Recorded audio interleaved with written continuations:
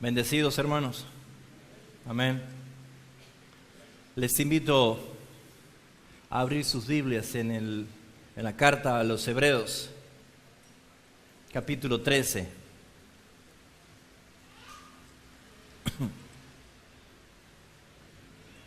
Hebreos capítulo 13. Bienvenido anciano y Helvecia, es un gusto verles.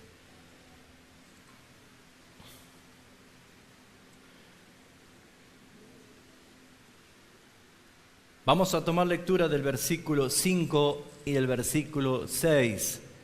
Les invito a todos que podamos leer en voz alta, fuerte, unánimes. Versículos 5 y 6 del capítulo 13 de Hebreos. Vamos a leer el 5. Sean vuestras costumbres sin avaricia, contentos con lo que tenéis ahora, porque Él dijo: no te desampararé, ni te dejaré, de manera que podemos decir confiadamente: el Señor es mi ayudador, no temeré lo que pueda hacer el hombre. Muy bien, ahora vamos a leerlo todos juntos, en voz alta, ¿sí? Versículo 5. Sean contentos.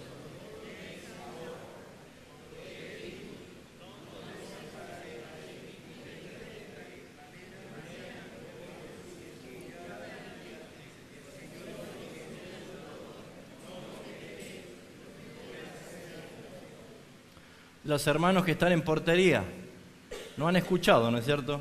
No se escucha, hermano. Vamos a leer con poder la palabra del Señor, ¿sí? ¿A cuánto le gusta el versículo que vamos a desglosar en este día? Es precioso, merece un poco más de power, ¿no? Merece un poco más de nuestra pasión por lo que leemos. El solo hecho que usted diga que el Señor dijo: no te dejaré ni te desampararé, no sé, a mí me quiere explotar el corazón. Entonces vamos a leer como se merece la palabra del Señor, ¿sí? Así que le voy a pedir a la hermana que se vaya a la Plaza Independencia y nos escuche desde allí, Desafío grande, ¿no? Versículo 5, vamos. Sean, amén, contentos.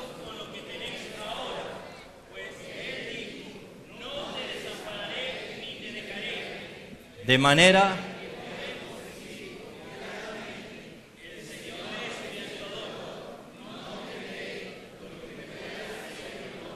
leamos la parte final. El Señor es fuerte. No. Vamos ahora de no temeré. No. Wow. Qué texto, ¿no? Qué texto. Tiene que tener en este capítulo 13 una llave para poder hablar de esa manera. Tiene que tener este capítulo 13 un texto, algo que resplandezca, algo que impacte, algo que lleve al escritor de la carta a los Hebreos a hacer tal afirmación. Algo tiene que mover la seguridad y la confianza del cristiano. Algo tiene que hacer como un apoyo, como un asiento verdadero, sólido, consistente para decir: no temeré.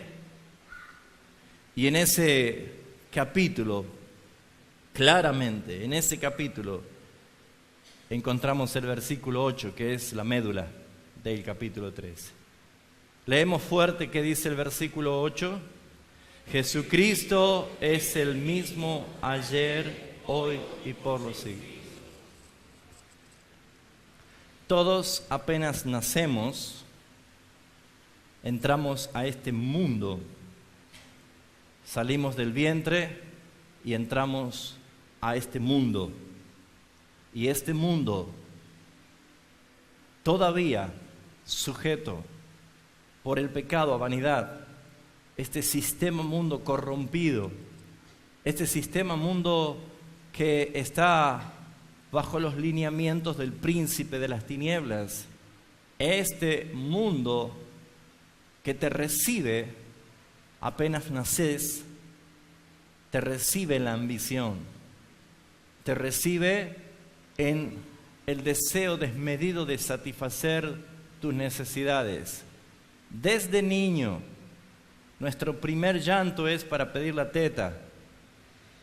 Algo necesitamos, algo queremos, algo exigimos. Este mundo ha introducido a todos los que nacemos en un nivel muy peligroso de la ambición, que obviamente está impregnado de la codicia y de la avaricia. El ser humano no sabe vivir sin pedir. El ser humano no se contenta con lo que tiene. El ser humano es insatisfecho en cuanto a todas las cosas. Necesitamos entender que la carta a los hebreos, esta carta final, este capítulo final de Hebreos, hablando sobre los deberes cristianos, la conducta de la iglesia en este mundo, en esta forma de vivir tan diferente a los preceptos bíblicos que nosotros tenemos, debemos encontrar lo que nos hace ser diferente al resto de los mortales. Debemos reconocer que hay en quién confiar. Debemos tener nosotros una clara y sólida atención a que la única forma de que seamos libres, diferentes, distantes, no comprometidos a las acechanzas y a las fechorías de este sistema mundo, la única forma es conocer a Jesucristo. La única forma que hace que un cristiano pueda vivir libre de muchas situaciones que opacan tu vida espiritual es conocer a Jesucristo. Quiero poder escudriñar el versículo 5 y el versículo 6. Y comienza diciendo la primera frase: sea vuestras costumbres sin avaricia. Está diciendo, vivan normalmente, naturalmente, lejos del amor al dinero. Eso quiere decir, vivan en este mundo sin la presión de buscar solamente el dinero. La avaricia, en este sentido, es todo lo que necesito para mí. Ahora, no es un problema el dinero en sí. La Biblia habla claramente en 1 de Timoteo 6:10 que la raíz de todos los males es el amor al dinero. Pero ¿qué pasa cuando un cristiano tiene esa inclinación de avaricia? ¿Qué pasa cuando un cristiano ha caído en esta situación de no poder estar contento con lo que tiene? 1 Timoteo capítulo 6, versículo 10, dice el apóstol Pablo, ¿por qué debemos vivir en esta vida sin amor al dinero? Sin amor al dinero. Dice el versículo 10, porque la raíz de todos los males es el amor al dinero. No dice que es el dinero el problema de todos los males, sino que es el amor al dinero. Amar el dinero es la avaricia. Pero dice, el cual codiciando algunos, está hablando del dinero y la codicia, codiciando algunos, ¿qué sucedió? ¿Cuál es el desenlace? Se extraviaron de la fe. ¿Qué significa extraviarse? Perder el rumbo. La brújula se descompuso, no sé para dónde está mi horizonte. Se extraviaron de la fe y fueron traspasados de muchos dolores. Está hablando de cristianos que han perdido el objetivo de su vida. Cristianos que llega un punto de su vida que no saben para qué están en este mundo. Cristianos que no le encuentran sentido y valor a la vida cristiana porque han puesto sus ojos en la avaricia, en la codicia. Y ese es un mal natural, es una raíz de un mal natural. La vieja naturaleza solamente apunta la avaricia y la codicia, y que hace crear un estado de insatisfacción en el hombre de tal manera que hace que toda su vida esté solamente puesta, focalizada en el dinero. Ustedes se van a dar cuenta, si ustedes salen a caminar por la calle y trata de prestar atención a lo que la gente habla. La gente solamente habla de dinero. Y no importa si es rico, multimillonario, pobre o indigente. Todo el mundo habla de dinero. Todo el mundo. Una persona, un niño que en la calle, en vez de pedirle un pedazo de pan, en vez de pedir una comida, le dice, deme una moneda. El dinero está asociado en la naturaleza pecaminosa que ha hecho justamente que la expresión más dura de extravío y de dolores se refleje, por ejemplo, en el apóstol Judas, cuando por amor al dinero hizo lo que hizo. Pero la palabra de Dios dice que nosotros debemos no correr tras el dinero, no correr tras el dinero. Si uno se pone a ver y a pensar, ¿por qué tenemos nosotros que reconocer quién es Cristo? Vamos a darnos cuenta que el dinero no es un problema para el hombre, sino que en verdad es un medio de la providencia de Dios para satisfacer las necesidades de muchos. Pero el problema no está en el billete, no está en el papel, no está en las riquezas acumuladas, no está en lo que uno quiere tener, sino en dónde está tu corazón. Y dice la palabra de Dios que el amor al dinero, los que han caído en esta codicia, se han extraviado de la fe. Mis hermanos, si usted es un hijo de Dios y tiene la posibilidad, la gracia de Dios aplicada en forma común, de poder usted estudiar una carrera, formarse en una carrera y tener los recursos económicos que su profesión le da, déjeme decirle que una de las trampas más grandes que hay para un cristiano cuando logra tener profesión, su vida profesional, es pensar que ya no hay tiempo para Dios porque mi profesión me lo impide. Hermanos míos, ¿se ha dado cuenta que hay muy pocos profesionales dentro de las iglesias cristianas? ¿Se ha dado cuenta? Porque cuando llega la placa a la puerta de su estudio, ya no hay tiempo para Dios. ¿Se ha dado cuenta de que muchas personas han llegado hasta el momento de decir, me recibí y se terminó todo? Mis hermanos queridos, Dios en su gracia y en su misericordia es el que da pan al rico y al pobre. Dios es el que sustenta y sostiene todas las cosas. Pero debemos llegar a un punto, ¿qué hacer con la providencia del dinero, de los recursos?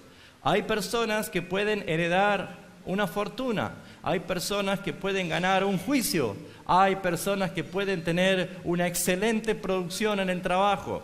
Y la pregunta es, ¿qué sucede a partir de la providencia? ¿Qué sucede a partir de lo que tengo? ¿Cuál es mi actitud? Y saben, mis hermanos, cuando encontramos en la palabra de Dios que si tu corazón está puesto en la codicia del dinero, Eclesiastés dice que el rico no se va a saciar de tener y por eso no puede dormir, por más que acumule riquezas.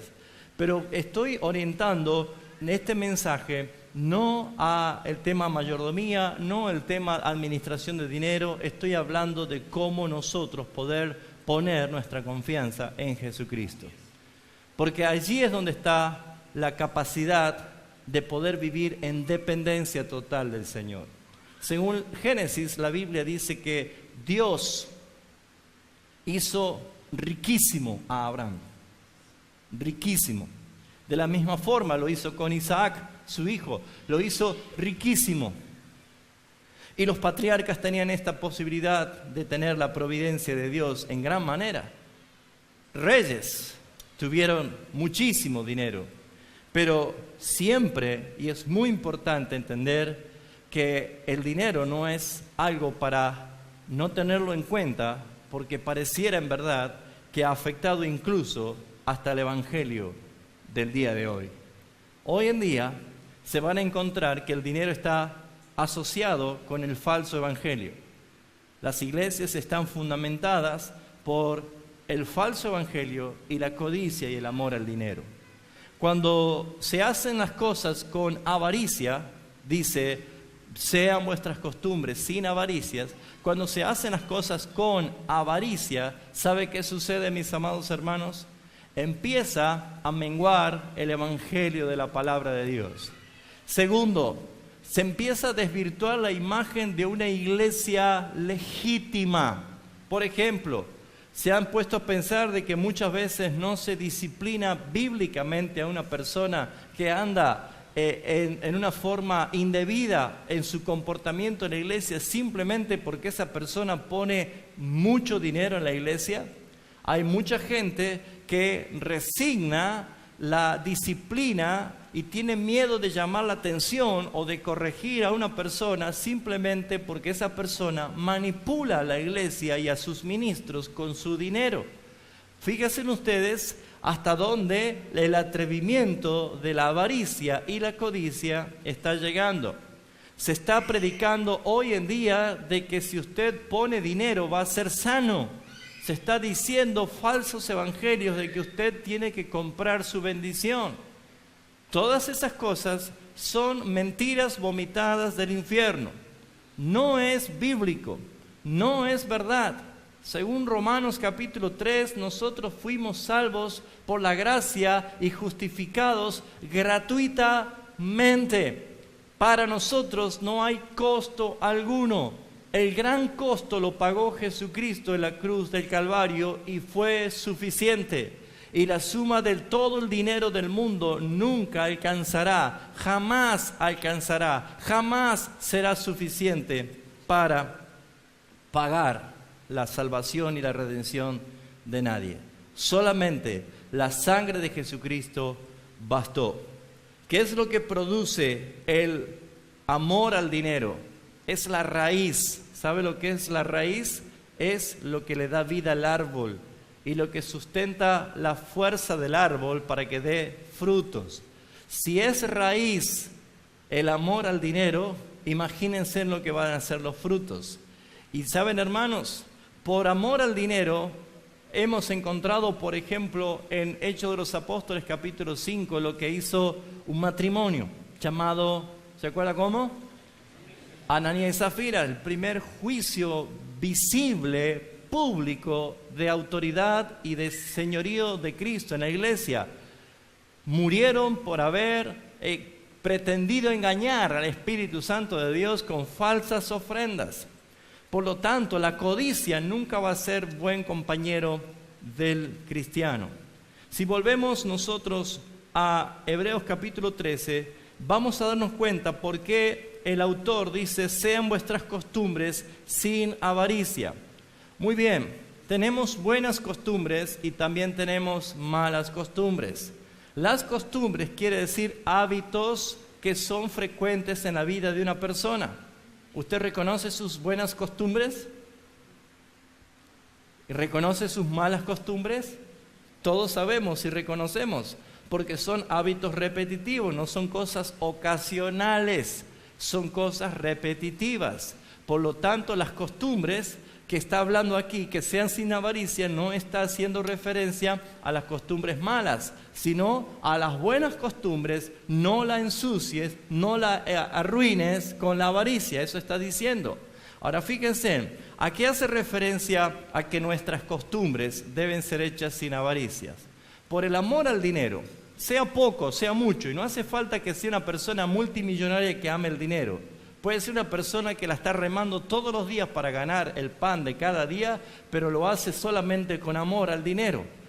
Fíjense ustedes que cualquier persona, cristiano, que tiene amor al dinero, va a arruinar las buenas costumbres de tal manera que su vida no va a ser fértil, no va a ser bondadosa, no va a dejar de tener caridad, va a dejar de tener un corazón dadivoso.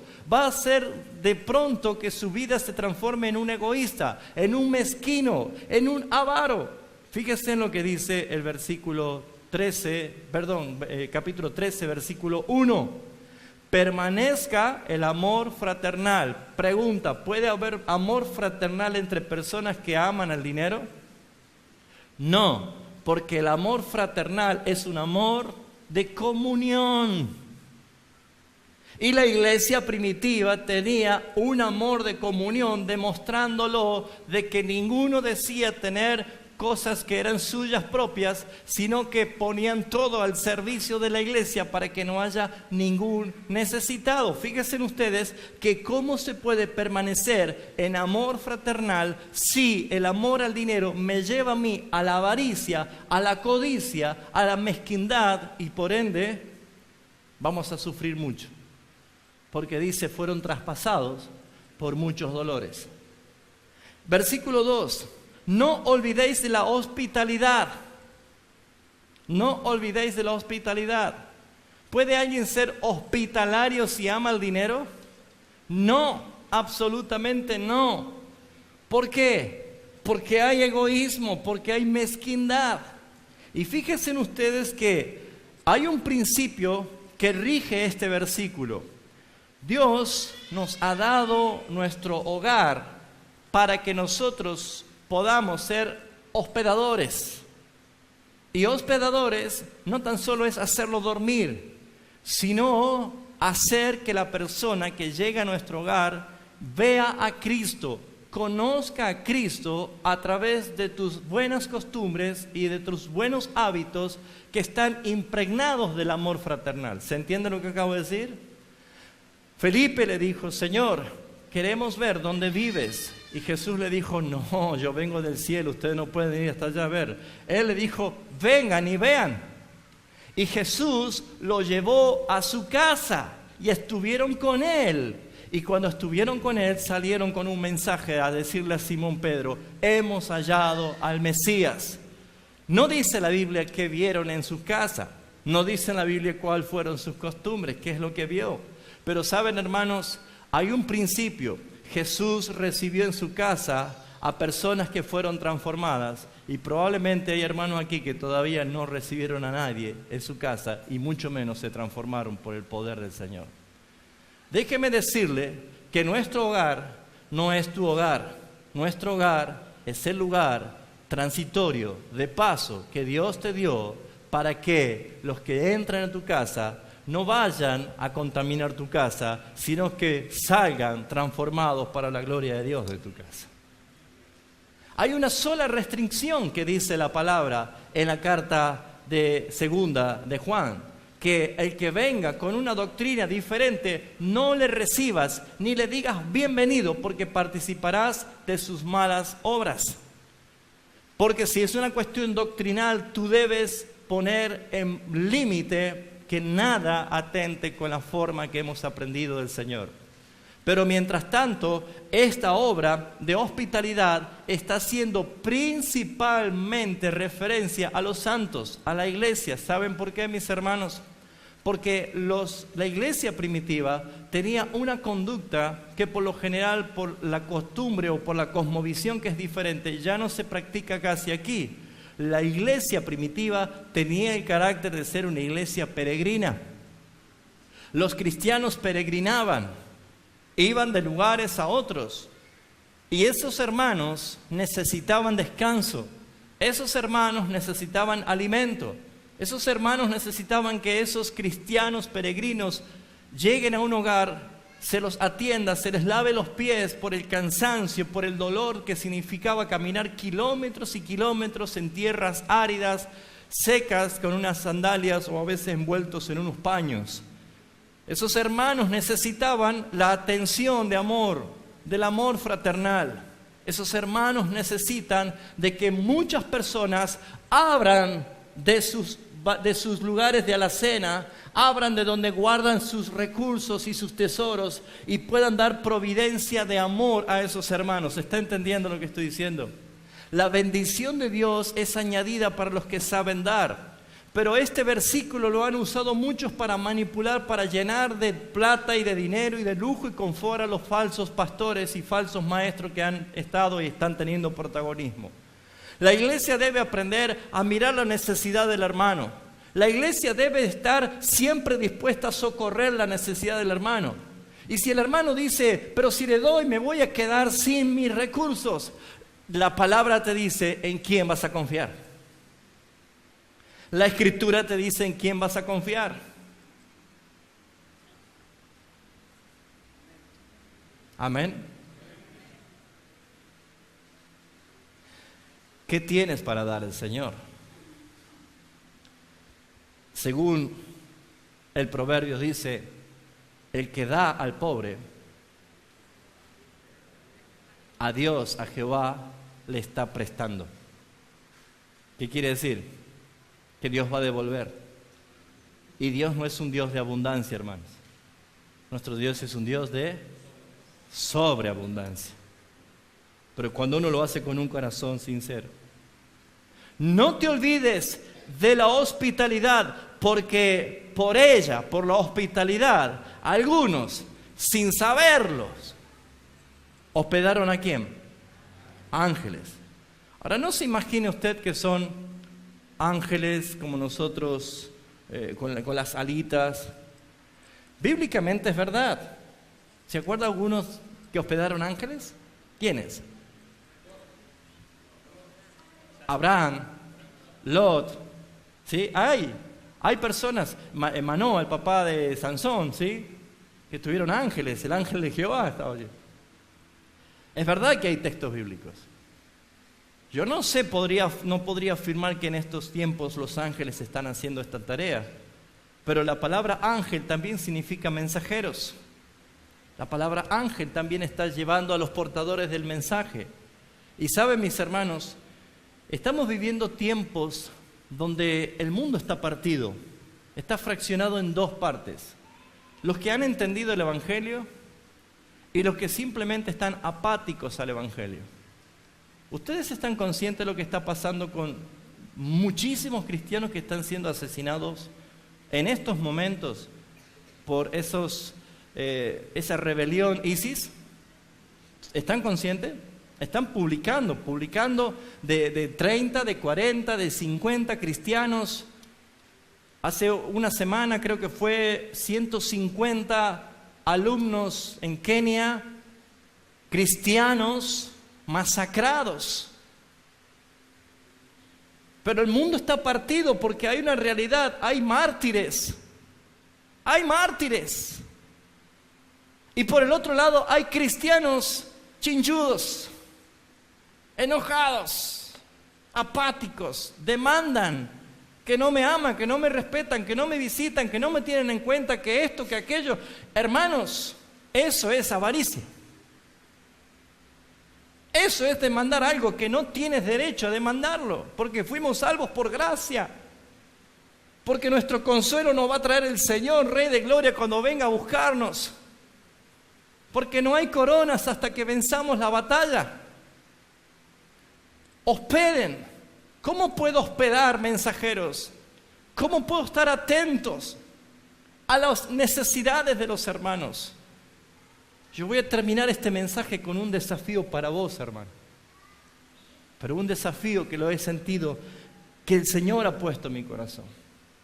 Porque hay gran necesidad. Hay muchísima necesidad. Versículo 3. ¿Por qué dice que sean nuestras costumbres sin avaricia? Acordaos de los presos. Hay una mala interpretación y no quiero decir que está mal lo que se hace hoy en día. Hacer ministerios carcelarios, ir a predicar el evangelio a los presos. Pero no es eso lo que está haciéndose referencia a la palabra. No es eso, porque saben, hoy en día los presos tomaron una nueva moda. Para que se me reduzca la pena, para que no me maltraten, para que vea la oportunidad de poder salir más rápido, me hago evangelista en el pabellón de los evangelistas y ya está, canto aleluya. No es a eso. No es a eso. ¿A quién se refieren que se acuerden de los presos? ¿Cuáles son los presos? Los predicadores, los mártires, los hermanos en Cristo. Usted habrá visto una película, habrá leído un hermoso libro, El progreso del peregrino, de John Bunyan. Y ese hermano fue utilizado gloriosamente por el Señor para traer semejante libro, exposición, donde se hizo película. Les recomiendo que la vean, El progreso del peregrino. Y él lo hizo estando desde la cárcel. Así como Juan Hus, con todos sus escritos, así como Martín Lutero mientras estaba exiliado porque lo querían matar. lo único que pedían era una vela, un lápiz y un papel para seguir escribiendo. Y saben, cuando dice acordaos de los presos, como si estuvieras preso juntamente con ellos. Hermanos, si no hay presos en Argentina por predicar el Evangelio, puede ser que lo haya en algún lugar. La mejor manera de acordarnos de ellos es con nuestra oración. Es nuestra oración. Y por qué no también con nuestras dádivas para suplir sus necesidades. ¿Se está entendiendo, hermano, el mensaje?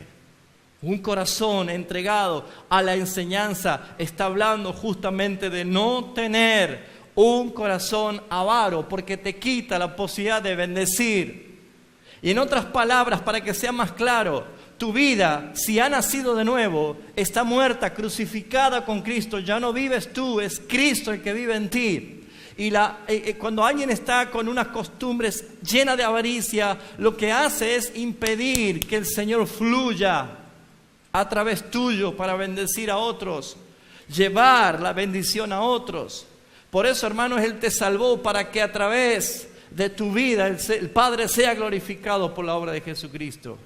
Acuérdate de los presos como si estuvieras preso juntamente con ellos, y de los maltratados como si también vosotros mismos estáis en el cuerpo. Maltratados, hermanos. Podríamos traer videos para ver todas las cosas que maltratan, pero no quiero fomentar a veces el morbo de la gente. Pero hay documentos visibles, cristianos, familias enteras que están siendo prendidos fuegos, pegados, golpeados con palos, simplemente por ser cristianos. Y lo que es vergüenza para el mundo es gloria para Dios. Versículo 4. Un corazón mezquino, un corazón avaro también afecta la salud matrimonial y la intimidad sexual en el matrimonio. Honroso. ¿Cómo debe ser el matrimonio? Honroso, no vergonzoso, no asqueroso. El matrimonio de un cristiano debe ser honroso, que tenga honra. La sexualidad no es algo sucio. La sexualidad es una herramienta de bendición y de adoración a Dios en el marco de la legalidad que Dios puso en Génesis. Cuando un hombre se une a su mujer, ambos serán una sola carne. El matrimonio, el casamiento, la bendición matrimonial solamente avala la relación sexual. Cualquier uso de la sexualidad fuera de la bendición matrimonial es vergonzoso, es blasfemo, es sucio. Por eso hay lineamientos concretos en la palabra de Dios. No forniques, no cometas adulterio, cuidado con la lascivia. Y un corazón egoísta, mezquino, avaro, que piensa en sí mismo, deshonra el matrimonio. La legalidad de la bendición matrimonial no avala las prácticas sucias, promiscuas dentro del matrimonio tampoco. No porque uno esté casado legítimamente puede hacer lo que quiera. La palabra dice, honroso sea en todos el matrimonio y el lecho, que significa la cama. Y la cama en griego significa coito. Está hablando de la única expresión de sexualidad que está avalada por el amor, que nunca deja de ser, el amor de Cristo. Dice, y el lecho sin mancilla. Mancilla quiere decir sin suciedad, sin inmundicia. Un corazón perverso, un corazón que está lleno de avaricia, de codicia, solamente piensa satisfacerse a sí mismo. Y dijimos que el amor de Dios significa que no busca lo suyo. El amor busca hacer feliz a su cónyuge y viceversa. Mire que todavía no puedo pasar del renglón primero del versículo 5. Sean vuestras costumbres sin avaricia. Destruye la relación familiar, destruye la vida la relación de la iglesia. Destruye la avaricia, la relación con un Dios santo. Mis hermanos, en otras palabras, para poder resumir más la palabra avaricia, simplemente resúmala de esta manera. No haga nada que solamente traiga bendición, satisfacción, placer a usted mismo. No lo haga. No lo haga. Si hay algo que Dios le está dando como bendición, como prosperidad, como crecimiento, como logros, busque a quien bendecir. Busque a quien bendecir. Si usted recibió la sabiduría en las matemáticas y yo soy un trancado en matemática, bueno, hermano, bendígame con su sabiduría. ¿Se entiende lo que estoy diciendo? Porque si Dios te ha dado esa virtud, esa facilidad, ya sea en idiomas, ya sea en ciencias, ya sea en arte, ya sea en producción, hermanos, las herramientas que usted tiene, el talento que usted tiene, si hay algo que le desagrada a Dios, es cuando usted pone y lo sepulta y lo entierra por miedo y no lo produce. Produzcalo. Busque la iglesia. ¿Sabe por qué somos un cuerpo vivo? Porque nos nutrimos unos a otros.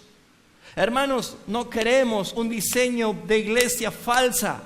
Un montón de gente sentada como espectadores y unos cuantos simplemente haciendo cosas. Todos los que hemos nacido del Señor y los que tenemos la vida de Cristo, tenemos sobreabundancia para dar, para bendecir. Necesitan, hermanos, acá hay hermanos ancianos que necesitan visitación, que necesitan asistencia en sus hogares. Hay hermanos que necesitan providencias de mercadería. Hay hermanos que necesitan alguien que los escuche. Hay hermanos que necesitan consuelo. Hay hermanos que necesitan que se le vaya a leer la palabra porque no pueden ver, mis hermanos. Hay hermanos que necesitan todo. ¿Y de quién lo van a buscar? ¿A quién va a demandar el Señor? ¿Cuántos son los valientes que dicen a mí? ¿A quién nos va a demandar el Señor? Por eso es que sean vuestras costumbres sin avaricia. Amén.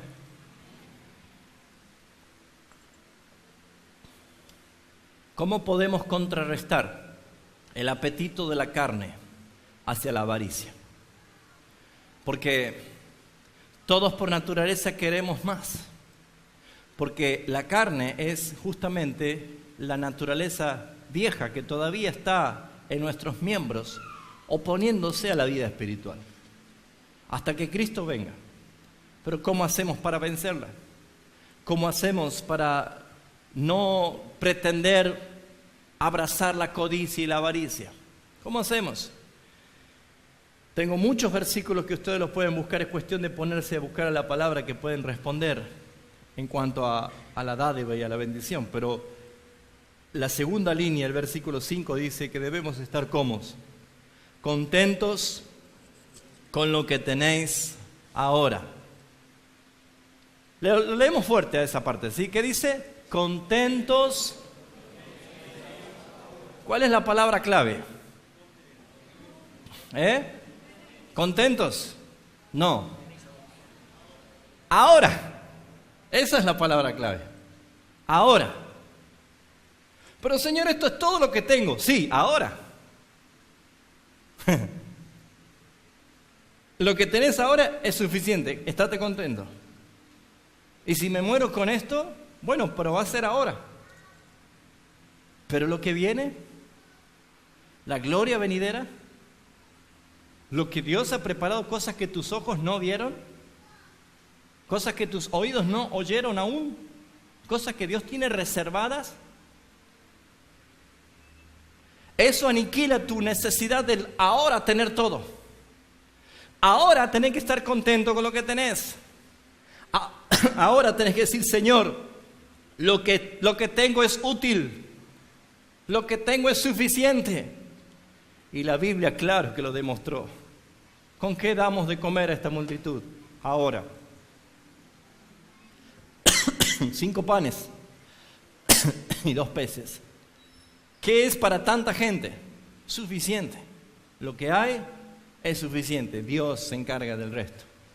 Mujer, ¿qué tienes en tu casa? Nada. Una vasija de aceite y un puñado de harina. ¿Alcanzó? Sobreabundó. Suficiente. No necesitas nada más. ¿Con qué, Señor, voy a ir a liberar al pueblo de los hebreos nada más y nada menos que de Faraón? ¿Con qué? ¿Qué tienes en tus manos? Un palo. Suficiente. Suficiente. No hay excusas. No hay excusas. ¿Qué es lo que tienes ahora? ¿Qué tienes ahora? ¿Cuál es tu preparación? ¿Cuál es tu estudio? ¿Cuál es tu habilidad? ¿Cuál es tu destreza? ¿Cuáles tus capacidades? ¿Qué tenés ahora? Consagralo, Señor. Decí, tengo, me sirve. Señor, lo que tengo es suficiente. Tengo una tijera y un peine. ¿Qué puedo hacer? Muchas cosas. Tengo una aguja y un hilo. ¿Qué puedo hacer? Muchas cosas. Tengo un poco de harina, tengo levadura, tengo sal, usted puede hacer muchas cosas. Tengo un martillo, tengo una pala, tengo un serrucho. ¿Qué puedo hacer? Muchas cosas, hermanos. Mucho, mucho, mucho. ¿Por qué? Porque lo que tenés ahora debes disfrutarlo como que es mucho. ¿Saben por qué, hermanos? Porque dice la misma palabra. La misma palabra dice por qué debemos estar contentos lo que tenemos ahora. Dice, versículo 5, porque Él, Cristo, nuestro Señor, nuestro suficiente Salvador, Él dijo, Él lo dijo, Él lo confirmó, Él lo afirmó, Él lo estableció, Él lo cumplió y lo está cumpliendo y lo hará por toda la eternidad. Él dijo, ¿qué dijo, hermanos? No te desampararé. No te desampararé, ni te dejaré. Desamparar significa abandonar, dejar sin amparo, sin favor, estar ausente, negar la ayuda del que lo necesita o el que lo pide. Esto, desamparar, no encaja absolutamente con la esencia de nuestro Dios único y verdadero. Él nunca te va a abandonar, jamás, jamás. Escucha, nunca te va a abandonar, jamás te dejará sin amparo. Dios es nuestro amparo, Salmo 46, y nuestra fortaleza, nuestro pronto auxilio en las tribulaciones. Por tanto, no temeremos, no temeremos, aunque la tierra sea removida. Mis amados hermanos, jamás Cristo te va a dejar sin su amparo. Jamás. Hay promesas que dicen que aunque tu padre y tu madre te abandonen, el Señor te recogerá. La palabra dice en Salmo 68:6 que Él hace habitar en familia a los desamparados. Él te hace saciar del bien de su casa. Es el Señor el que dice que aunque andes en valle de sombra de muerte, no tendrás temor alguno, porque yo estaré contigo. El Señor es la verdad. Él es la verdad y no hay contradicción en Él. Y Él dice, jamás te desampararé. Jamás. Y el apóstol Pablo recibe esta revelación y la plasma como un bestseller en Romanos 8 cuando dice, como está escrito, no existe ninguna cosa creada ni en los cielos, ni en la tierra, ni debajo de ella. No existe nada, ni los ángeles, ni principados, ni potestades, ni la vida, ni la muerte, ni lo presente, ni lo porvenir, ni ninguna otra cosa creada nos podrá separar del amor de Dios que es en Cristo Jesús. Si eso no lo crees, conviértete pues. Pero debes entender, amado hermano, que tienes un amparo. Ahora, ¿dónde vemos quienes le han creído? no te desampararé ni te dejaré. Dejar es soltar, no te soltaré. ¿Quiénes son los que han creído? Si tuviésemos que ver la pantalla hoy, todos esos mártires que estaban arrodillados esperando un disparo en la cabeza, todos esos que estaban atados para que sean incinerados en el fuego, que ellos no negaron su fe, sino que con orgullo y con gran valor entregaron su vida por Cristo. O muchos de los que quizás hoy están sin ninguna preocupación, sin ninguna aflicción, solamente piensan en cómo satisfacer sus caprichos. ¿Quién cree que ha creído que Jesús jamás te desamparará? ¿Saben dónde probamos esta verdad? Hermanos, que usted se queja porque a veces las cosas no le salen bien. Hermanos, que usted se queja y se deprime porque se enfermó o porque le duele la espalda. Hermanos, que usted se queja y cree que se le vino el mundo abajo porque no llega a fin de mes. Mis hermanos, ¿saben por qué suceden todas las cosas? ¿Saben por qué vienen las pruebas? ¿Saben por qué vienen esas aflicciones? Para que podamos decir, como dijo el salmista, alzaré mis ojos a los montes, ¿de dónde vendrá mi socorro? Y mi socorro siempre viene del Señor, porque Él dijo, no te desampararé, jamás, nunca te dejaré. Así que cuando estén diversas pruebas, cuando estén aflicciones, cuando la situación parezca oscura y totalmente devastadora, simplemente recuerde este texto. El Señor dijo, usted vaya a la legalidad de la palabra de Dios. El Señor dijo, no, jamás, jamás te desampararé, jamás te dejaré, nunca voy a olvidarme de ti. La palabra te está enseñando esto.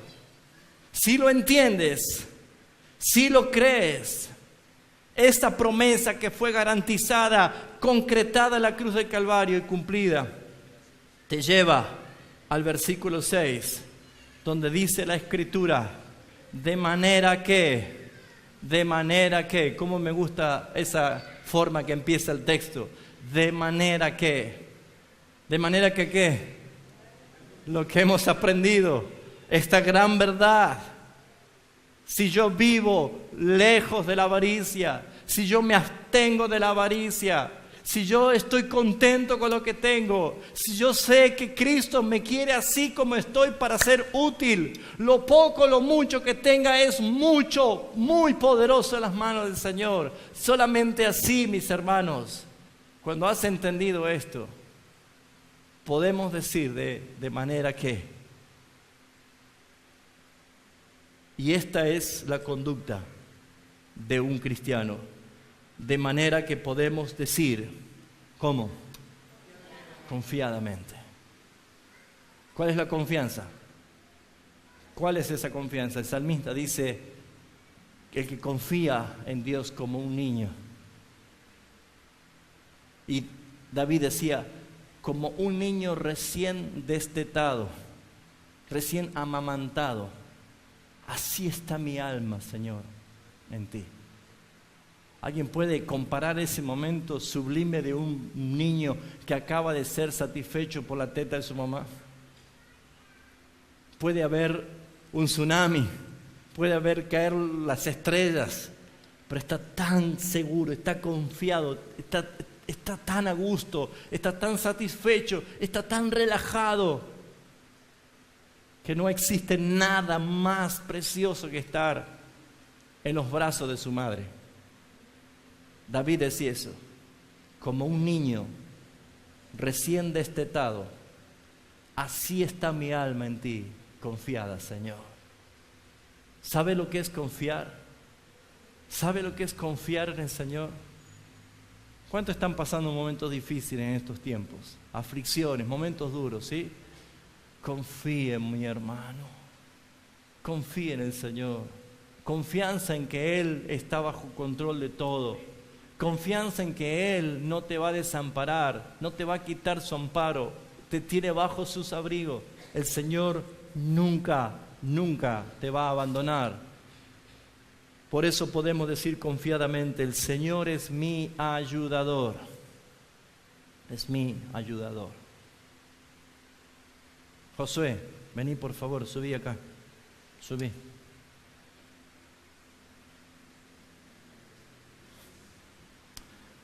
Mi hijo Josué, con 8 años de edad, no tiene quizás la fuerza que tengo yo. Y si yo le pido que suba las escaleras de Casa Ges, ¿no es cierto? Lo va a subir, me va a ganar a mí, porque es más liviano y es joven. Pero si yo le doy algo pesado que él lo lleve, ¿va a poder subir? No, ¿no es cierto? Pone las manos así. Si hay algo pesado que él no lo puede llevar, él se puede sentir mal, porque no puede llevarlo. Y hasta puede llorar porque cree que es inútil para su papá porque no puede llevarlo. Yo le dije, hijo, lleva esta carga que es pesada. Y él se siente mal y no puede. Así te sientes tú, hermano, con lo que el Señor, lo poco que te ha pedido es tan grande y tan pesado para ti que no puedes. Pero te quiero hablar a ti. Cuando dice el Señor es mi ayudador, Él no va a tomar tu carga. Él va a hacer esto. Y va a subir.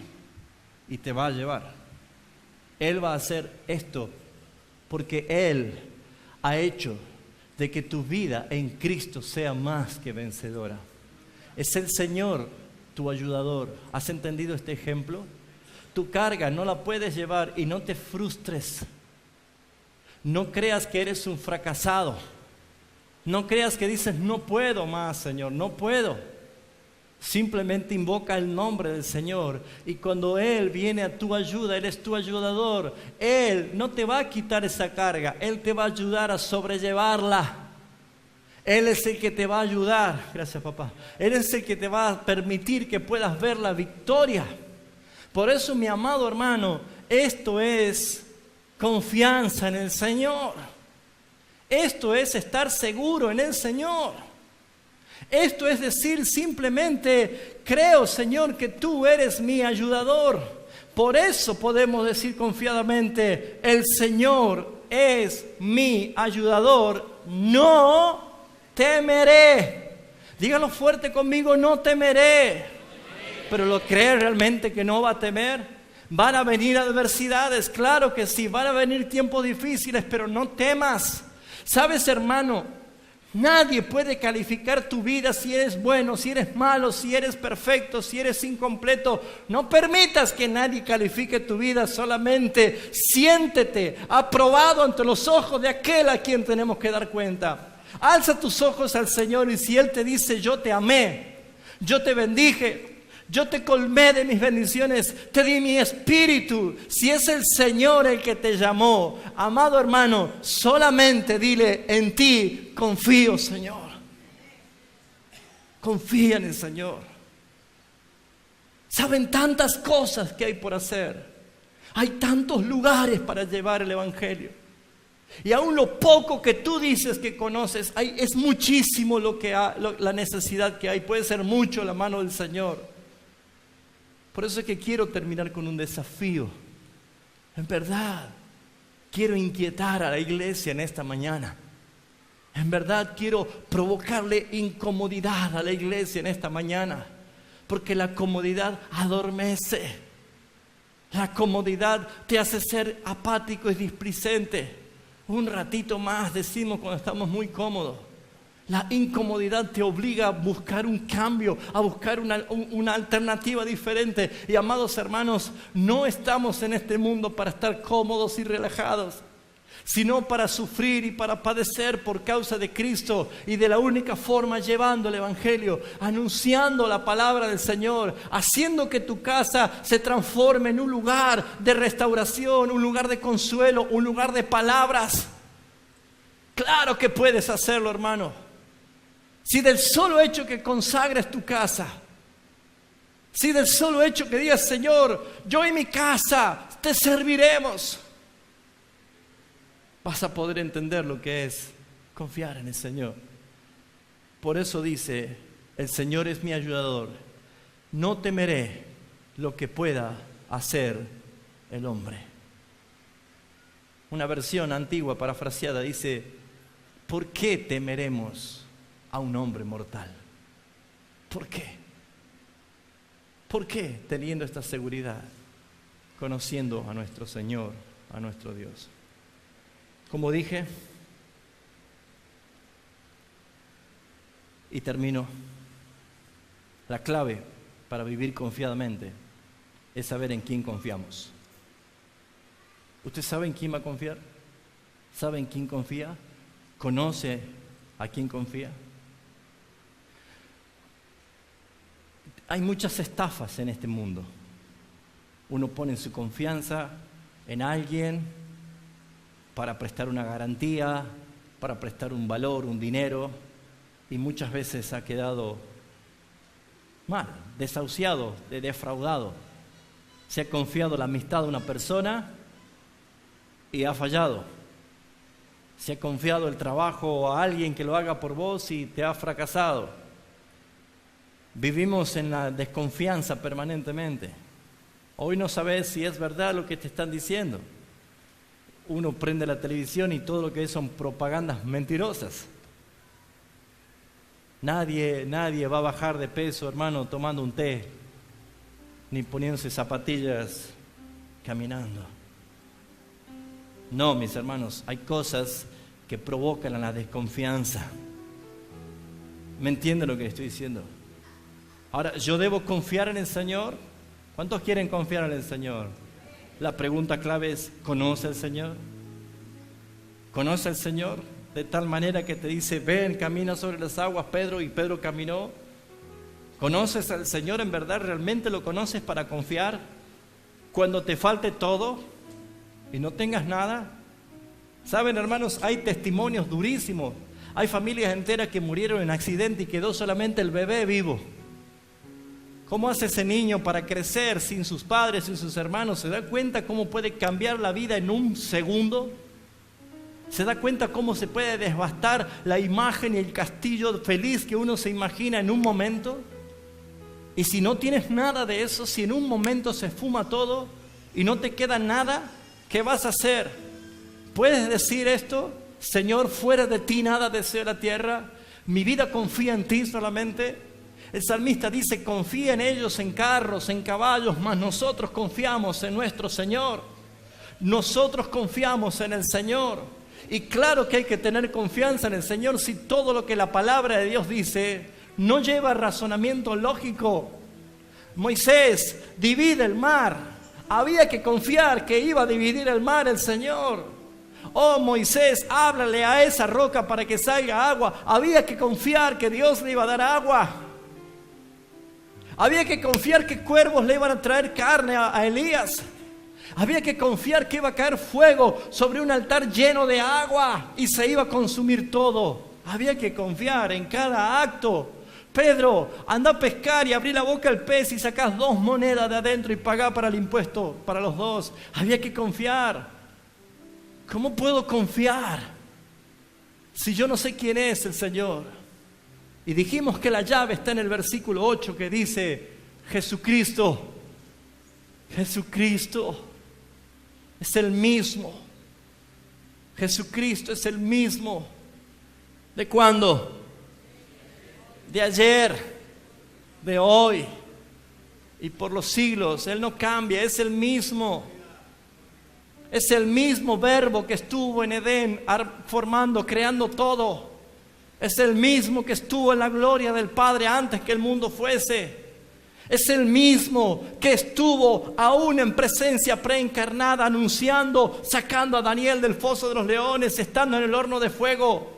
Es el mismo Señor que vino a nacer a este mundo. Es el mismo que enseñó, que tuvo compasión, el mismo que alimentó, el mismo que sanó, el mismo que murió en la cruz de Calvario. Es Él, el mismo Señor que dice: yo estoy contigo, no te dejaré, jamás te voy a desamparar. ¿En quién vas a confiar cuando te falte todo?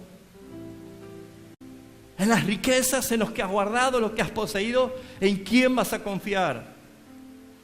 Entrega a tus hijos en la mano del Señor. Papá y mamá que sufres por la indisciplina de tus hijos, entrégalo. ¿En quién vas a confiar? ¿En qué mano lo estás dejando? En la mano del mismo que fue el mismo ayer, hoy, por los siglos. A Él entrégalo. Entrega tu salud en las manos del Señor, porque Él es el mismo. Entrega tu vida, tu corazón. Confía, conforta tu vida en Él solamente. Entrégate en Él. Hermanos, entreguemos la iglesia a Cristo, porque Él es el mismo Señor. Él es el mismo Señor. Él es nuestro Dios. Te doy gloria, Señor, gloria a tu nombre. Es el mismo Señor, es el mismo poder, es el mismo amor, es la misma presencia, es la misma compasión, es el mismo abogado. Es el mismo proveedor. Es el mismo. Tu Señor es el mismo. El mismo. No ha cambiado en nada. No va a cambiar en nada. Bastó, es suficiente, hermana. Es el mismo Señor. Confía en el Señor. Confía. Confía, hermano. Confía en el Señor. Es el mismo Señor. Es el mismo que un día vendrá y lo veremos.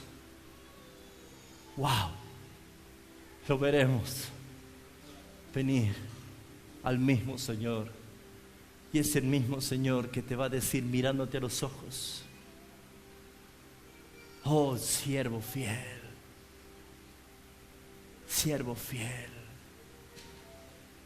entra. ¿Sabes lo que va a hacer ese día? Que escuches de su boca decir: entra.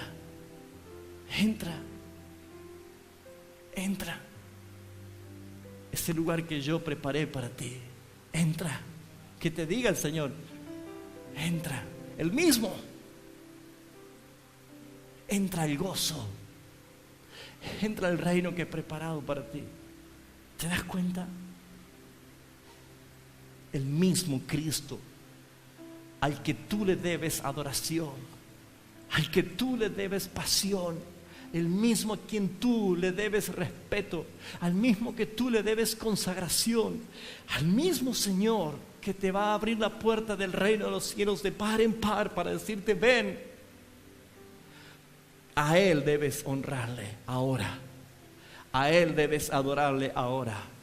A Él le debes dar las primicias, lo principal de tu vida. A Él le debes dar tu pasión, tu entrega, tu pensamiento en Él, tu vida en Él, tu cántico en Él, todo en Él, porque Él es el mismo ayer, hoy y por los siglos de los siglos.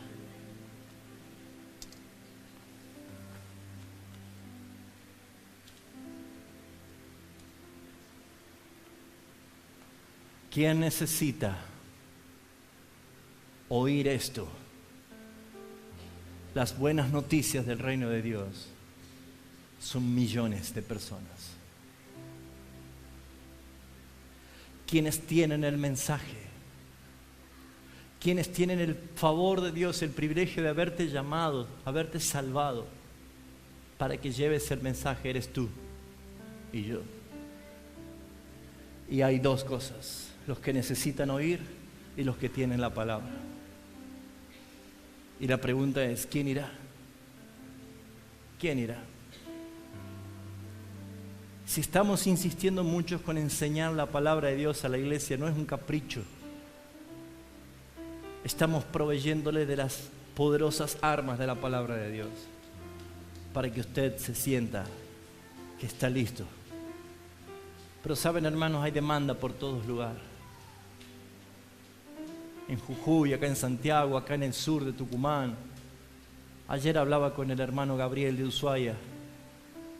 Están felices porque están empezando una nueva etapa y está empezando a crecer la iglesia allá. Pero ellos claman. ¿Cuándo van a venir? Yo no puedo viajar a todo lugar. Qué lindo sería que alguno de los que están aquí diga: pastor, yo voy a ir a visitar a los hermanos a Ushuaia. Gloria a Dios. Yo quiero que gente se vaya por esa puerta enviados, no rebeldes, enojados. Quiero que se vayan enviados, a nuestro pastor Julio Botino allá en Buenos Aires. ¿Cómo necesitamos ir? En Jujuy, allá nuestra hermana en Calilegua. En todos lugares están hermanos clamando. Piensa, ¿soy yo, Señor? ¿Me estás hablando a mí? ¿Sos vos, Daniel? ¿Sos vos, Daniel? ¿Vos, Hugo? ¿Sos vos, Cristian? Raúl, ¿sos vos? ¿Te está hablando a vos, Señor, David? ¿A vos, Maxi? Adrián, ¿te está llamando? Sergio, ¿te está llamando el Señor? Hermanas, ¿te está llamando el Señor para empezar a apoyar la obra? Para empezar a trabajar en oración, en fe, para apoyar a sus esposos. Yo no sé qué hay en tu corazón, pero desde el día que el Señor me llamó, yo no siento que vivo. Mi carrera y mi profesión se fumó de mi cabeza. No tengo otra vida más que servir al Señor. Si el Señor te está llamando, si el Señor te está inquietando, hermanos, lo que tienes en tu mano, consagralo al Señor, consagra lo que tenés, es suficiente, y desde allí empezá a producir para el Señor. Pero hermanos, por favor, si no reaccionamos, si no nos ponemos en la brecha del Señor, decir: Señor, hay gente que te necesita oír las buenas noticias del reino de los cielos. Aunque más no sea, abre tu casa. Abre tu casa. Señor, aquí está mi humilde morada, mi humilde hogar, para que por lo menos una vez tu palabra sea predicada desde aquí. ¿Se entiende, mis hermanos? Cuando digas esto, cuando creas esto, cuando escuches esto, cuando vivas esto, déjame decirte algo. Empezarás a confiar, caminando en el Señor, sabiendo que Él es el mismo. Él es el mismo. Jorge, Él es el mismo. Confía en el Señor. Confíen. Él no ha cambiado. Él no ha cambiado. Creo que hay un desafío. Y saben, hermanos, descomprimimos hace rato a la iglesia. No competimos con nadie. Ni tampoco pretendemos ser los mejores. Ni nos creemos perfectos. Mucho menos. Y cuando pensamos que avanzamos 2 pasos, el Señor hace 2 pasos más para atrás para que sigamos avanzando. Por eso, mis hermanos, yo no sé qué hay en tu vida. Yo no sé qué hay en tu corazón. Pero ¿saben qué necesito decirle? Me gustaría extrañarlos a los hermanos, porque no los vemos acá, porque están en la obra de Cristo, abriendo, trabajando. Y si saben, hermanos, si no viene más gente nueva, pero todos se van al servicio del Señor y tenemos que decir: bueno, hasta aquí llegó Jes. Gloria a Dios. Gloria a Dios.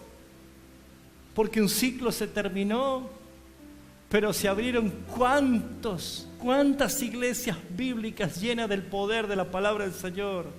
¿Se entiende, mis hermanos? Yo quiero que usted sienta que hay una gran necesidad. Chicos jóvenes tienen una virtud, un potencial hermoso. Es lo más precioso que tienen. Inviértalo, chicos, inviértalo en la fe en el Señor. Van a encontrar que es una aventura servir al Señor. Es lo más hermoso. Es lo más hermoso. Desde adolescente prácticamente el Señor ya me empezaba a inquietar en el servicio. Y disfruté cada momento que viví. Pero hay una promesa que aunque fuera viejo, aún como la palmera voy a seguir dando fruto. Eso es una promesa para tu vida. Yo no quiero hacer de esto una manipulación. Y con un profundo respeto y temor al Señor, estoy diciendo lo que estoy diciendo. Pero saben, hermanos, a mí me gustaría saber a quiénes el Señor los ha inquietado. Porque necesito saber con quién tengo que trabajar más. A quiénes tengo que enseñarles más. A quiénes tengo que disciplinarlos más para que sean mejores ministros. Porque hace falta hombres temerosos del Señor. Así que, hermanos, Yo no voy a pedirle que se pongan de pie o que se arrodillen acá. Yo hablo, hasta aquí llega mi palabra, pero el Señor va a trabajar en tu vida. Pero creo que es necesario que digas en algún momento: pastor, yo quiero más. Yo estoy dispuesto a más. Me está llamando el Señor. Y vas a entrar en algo glorioso. Glorioso. Quien te habla no sabía predicar, y no lo sé aún. Quien te habla era miedoso, introvertido, inseguro. No es con tus fuerzas, es con mi espíritu, ha dicho el Señor. Cierra tus ojos, por favor. Vamos a orar.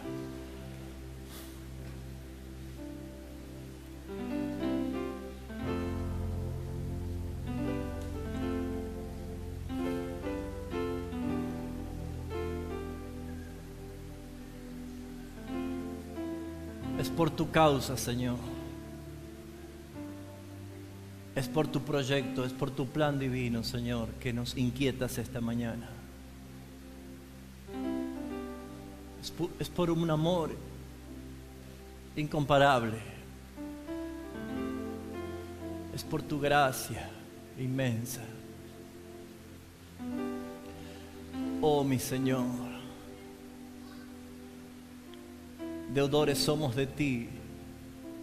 Deudores somos de ti, Señor. Y aún, Señor, sabiendo que si vivimos para ti, vivimos. Y si morimos, para ti morimos. Porque somos del Señor. Porque Él nos compró. Porque Él pagó con su sangre por nuestras vidas. Señor, bendice a mis hermanos. Bendice a la iglesia. Señor, que tu Espíritu Santo encienda el espíritu de mis hermanos como una antorcha. Una antorcha que brilla. Aún como decía ese gran predicador, que han venido a ver a un hombre ardiendo en el espíritu. Que así se vea a los hermanos que dicen: necesitamos estar en tu obra, Señor. Viva en tu obra, viva, Señor. Yo quiero pedirte, Padre, que bendigas especialmente a los jóvenes. Yo bendigo, Señor, a mi hermano José, a mi hermana Gladys, que le dé sabiduría y autoridad para que los jóvenes, Señor, de la iglesia puedan ser antorchas encendidas, vivas, calientes, llenas de tu Espíritu Santo, esas vidas, Señor, que ya no están ligadas ni amenazadas por este sistema, sino que ellos en su juventud y en su santidad proclaman el Evangelio, Señor. Bendice a los matrimonios, Padre Celestial. Sí, matrimonios a quien tú le bendices. Señor, que sean llenos de tu Espíritu Santo, llenos de tu gracia y de tu bondad. Bendice a los jóvenes mayores, a mis hermanos y hermanas. Aún conservan su soltería, Señor, con propósito divino. No es error, no es fracaso, no es pecado. Hay un propósito divino. Sus almas están unidas a ti, Señor. Y en el día que tú lo hayas planificado y que tú quieras, le darás la formación de un hogar. Pero si no, ya están completos en ti. Y que disfruten, Señor, del servicio a ti, Señor. Bendice a mis ancianos, Padre. A mis viejos que visten canas y que, Señor, merecen la honra de ser ancianos, el respeto de ser ancianos. Porque sus ojitos, Señor, con nubes en los ojos, sus canas, sus piernas chuecas, sus dolores de espaldas merecen respeto de hombres y mujeres que han vivido la vida y que si hasta aquí han llegado ha sido por Ebenecer, porque tú los ayudaste, Señor, los sostuviste siempre. Oh, Señor, Bendícelos. Y que aún en sus consejos fructifiquen, Señor. En sus palabras, en su mirada, en su abrazo, en su amor. Bendice esta iglesia, Padre Celestial. Bendice esta congregación que sin ti nada sabe hacer. Bendice a los profesionales que son, que van a ver, que van a producir más sabiduría, que van a enriquecer a tu obra, Señor. Pero, Señor, todos aquí estamos dispuestos. Todos, Señor. Todos dispuestos a llevar tu palabra. Oramos por los hermanos de Ushuaia, de Buenos Aires, Señor. Nuestros hermanos de Jujuy, de Concepción, Señor, nuestra iglesia. A los hermanos de Ranchillo. Señor, a los hermanos de acá de Simonca que claman para que vayamos, Señor. Hay tanto, tanto, tanto por hacer, Señor. Pedimos la unidad de tu iglesia por el Espíritu Santo de Dios. Gracias, Señor, por tu amor con que nos has hablado. Gracias por tu palabra, Señor. Todo es tuyo, Señor. En el nombre del Padre, del Hijo y del Espíritu Santo.